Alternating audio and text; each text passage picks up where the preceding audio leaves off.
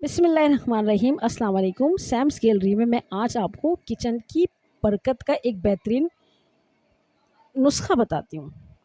ایک بار ایک درس میں سننے کا اتفاق ہوا کہ کبھی سوچا ہے کہ ہمارے گھر کے لوگ آپس میں ایک دوسرے سے رنجش کیوں رکھتے ہیں؟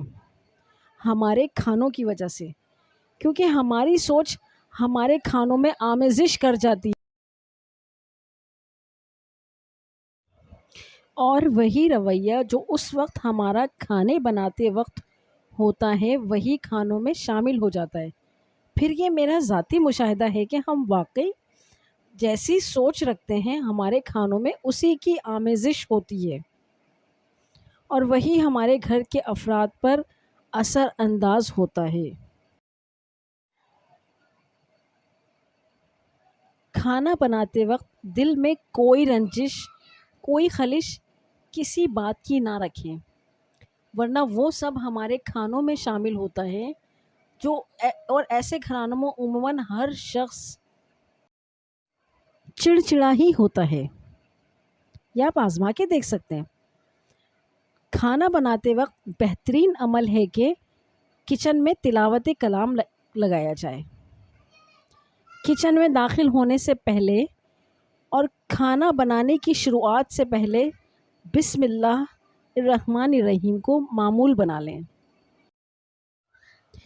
کھانا بناتے وقت درود شریف کا ورد کرتی رہیں۔ کھانا بناتے وقت مختلف اذکار پڑھتی رہیں۔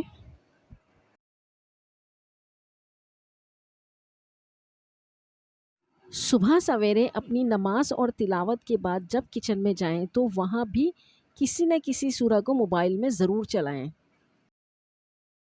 کچھ بھی کرتی رہیں، درود پاک یا ذکر الہی کو زبان پر جاری و ساری رکھیں۔ یہ وہ تمام اطوار ہیں جو میں نے خود اپنائے اور اپنے کچن، اپنے رزق اور اپنے گھر میں برکت دیکھی۔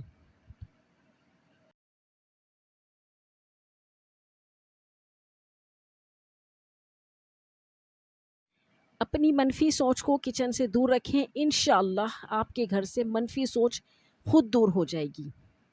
درود شریف اور اللہ کے ذکر سے برکت بھی بہت ہوگی۔ اس پر عمل کریں، اللہ آپ کے کچن کو بھی بابرکت بنا دے گا۔